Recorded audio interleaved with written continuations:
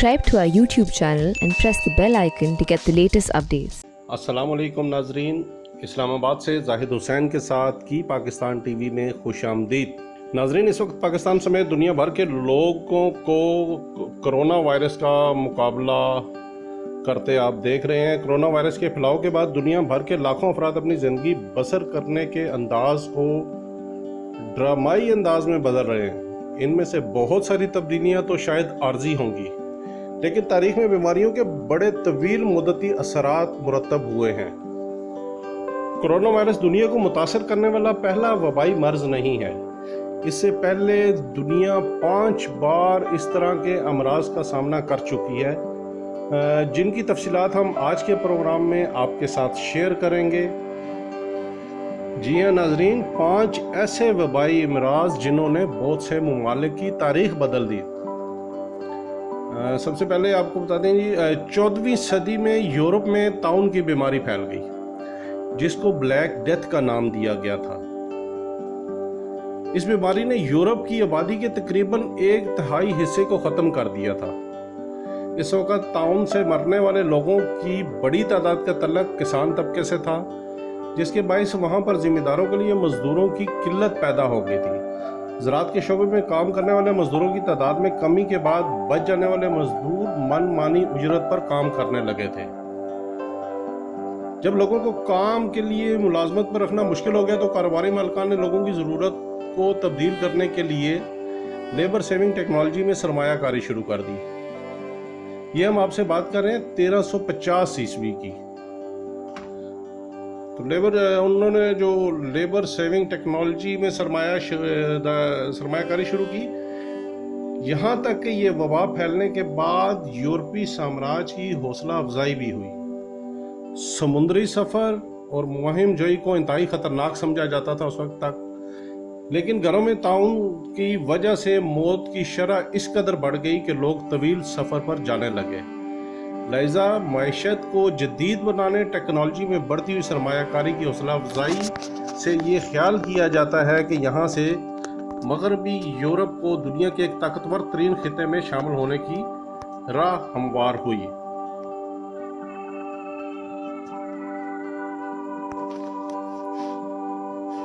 جی ناظرین، اس کے بعد 15ویں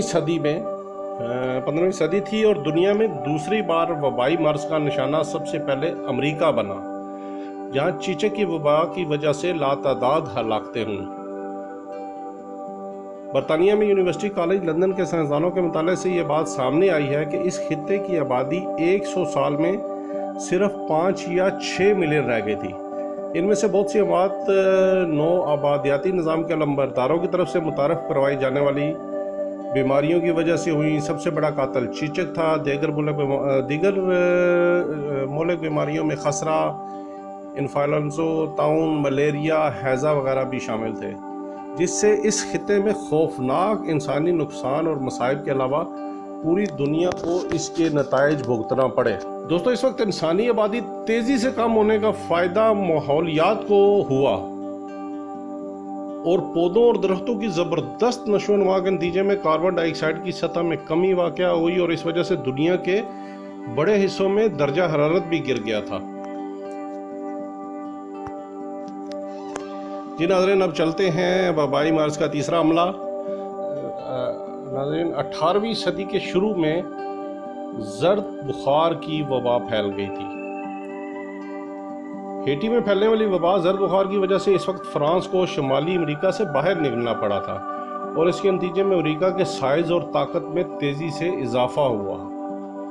اگرچہ زرد بخار کا اثر تباہ کن تھا، اس کے بارے میں خیال کیا جاتا ہے کہ تقریباً 50,000 فوجی افسر، ڈاکٹر اور ملاح ہلاک ہو گئے تھے اور صرف 3,000 مرد زندہ فرانس لوٹے تھے۔ افریقہ سے پھوٹنے والی اس وبا کا مقابلہ کرنے کے لیے یورپی افواج میں کوئی قدرتی مدافعت موجود نہیں تھی، لیکن آج کل آپ دیکھ ہی رہے ہیں کہ کرونا کے مریضوں کی اکثریت بھی اپنے قوت مدافعت کی وجہ سے جلد صحت یاب ہو رہے ہیں۔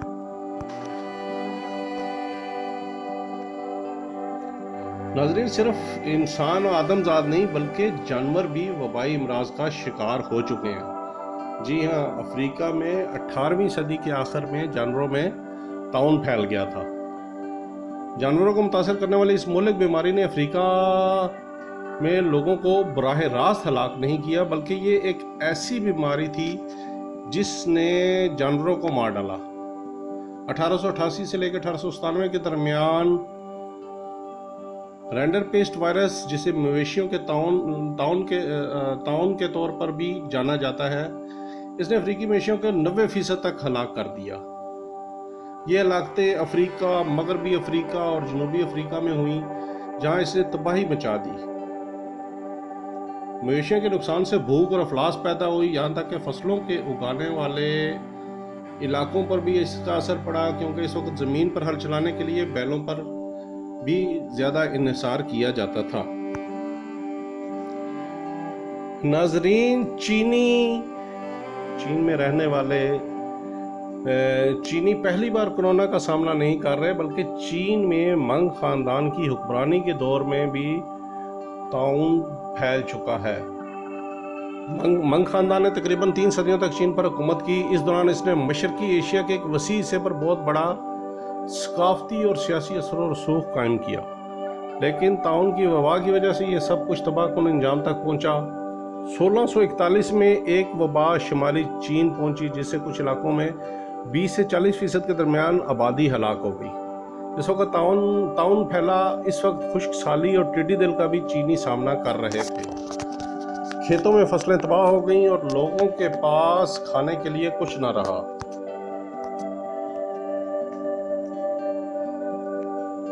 کہا جاتا ہے کہ لوگوں نے وبا سے مرنے والے افراد کی لاشوں کو کھانا شروع کر دیا تھا۔ یہ بحران شدید ترین طاعون اور ملیریا کے امتزاج کی وجہ سے ہوا تھا۔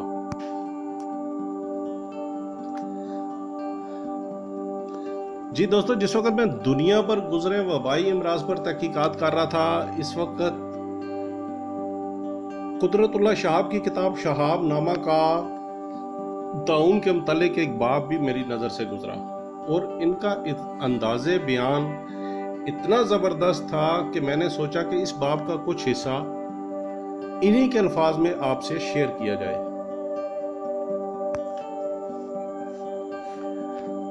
جی، شہاب نامے کے دوسرے باب کا عنوان جو تھا جموں میں پلیگ، تو اس میں قدرت اللہ شہاب لکھتے ہیں، گرمیوں کا موسم تھا اور جموں شہر میں طاعون کی وبا بڑی شدت سے پھوٹی ہوئی تھی۔ اکبر اسلامیہ ہائی اسکول میں 4تھی جماعت کے کلاس روم کی صفائی کا کام میرے ذمہ تھا۔ ایک روز چھٹی کے بعد جب میں اکیلا کمرے کی صفائی کر رہا تھا تو ایک ڈیسک کے نیچے سے ایک مرا ہوا چوہا پڑا ملا۔ میں نے اسے دم سے پکڑ کر اٹھایا، باہر لا کر اسے زور سے ہوا میں گھمایا اور سڑک کے کنارے جھاڑیوں میں پھینک دیا۔ یہ دیکھ کر لال دین زور سے پھنکارا اور اپنی لنگڑی ٹانگ گھسیٹتا ہوا اور کھڑا ہو کر زور زور سے چلانے لگا۔ لال دین ہمارے اسکول کا واحد چپڑاسی تھا۔ وہ گھنٹی بھی بجاتا تھا، لڑکوں کو پانی بھی پلاتا تھا اور چھاوڑی لگا کر بسکٹ اور باسی پکوڑیاں بھی بیچا کرتا تھا۔ ارے بدبخت، لال دین چلا رہا تھا، یہ تو پلیگ کا چوہا تھا، اسے ہاتھ کیوں لگایا؟ اب خود بھی مرو گے اور ہمیں بھی مارو گے۔ اپنی لاٹھی پر ٹیک لگا کر کھڑے کھڑے لال دین نے پلیگ کے مرض پر ایک مفصل تقریر کر ڈالی۔ پہلے تیز بخار چڑھے گا، پھر طاعون کی گلٹی نمودار ہوگی، رفتہ رفتہ وہ مکئی کے بھٹے جتنی بڑی ہو جائے گی، جسم سوج کر کپا ہو جائے گا، ناک کان اور منہ سے خون ٹپکے گا، گلٹی سے پیپ بہے گا اور 4-5 دن میں اللہ اللہ خیر صلاح ہو جائے گی۔ ان دنوں جموں شہر میں ہر روز 10-10 15-15 لوگ طاعون سے مرتے تھے۔ گلی کوچوں میں چاروں طرف خوف ہی خوف پھیلا ہوا تھا۔ گاہک دکانداروں کو کنکھیوں سے جائزہ لیتے تھے، کہیں بوریوں، ڈبوں اور کنستروں کے آس پاس چوہے تو نہیں گھوم رہے۔ دکاندار گاہکوں کو شک و شبہ سے گھورتے تھے کہ ان کی ہاں پلیگ کا کیس تو نہیں ہوا۔ لوگوں نے ایک دوسرے کے گھر آنا جانا اور ملنا جلنا تر کر دیا تھا۔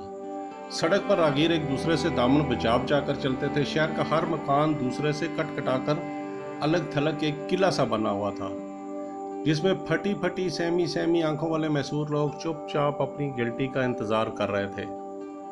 میونسپل کمیٹی والے در و دیوار سونگ سونگ کر پلیگ کے مریضوں کا سراغ لگاتے تھے۔ جہاں ان کا چھاپا کامیاب رہتا، وہاں اولی بابا 40 چور کی مرجینا کی طرح دروازے پر سفید چونے کا نشان بنا دیتے تھے. تھوڑی بہت رشوت دے کر یہ نشان اپنے مکان سے مٹوایا اور اغیار کے دروازوں پر لگوایا بھی جا سکتا تھا. پلیگ کے عذاب میں مبتلا ہو کر مریض تو اکثر موت کی سزا پاتا تھا. باقی گھر والے مفرور مجرموں کی طرح منہ چھپائے پھرتے تھے اور ایک دوسرے سے ہاتھ ملانے کا رواج بھی کم ہو گیا تھا. لوگ دور سے سلام کر کے رسم مروت پوری کر لیتے تھے.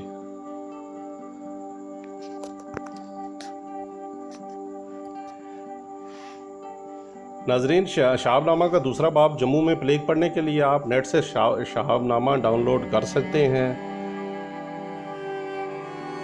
امید ہے ہمارے آج کے پروگرام میں آپ کو ماضی میں پھیلنے والی وبائی امراض کے بارے میں کافی معلومات مل گئی ہوں گی. اللہ تعالیٰ آپ کو، آپ کی فیملی کو کرونا سمیت ہر قسم کے وبائی امراض سے محفوظ رکھے. آمین ثم آمین. زاہد حسین کی پاکستان ٹی وی، اسلام آباد. Subscribe to our YouTube channel and press the bell icon to get the latest updates.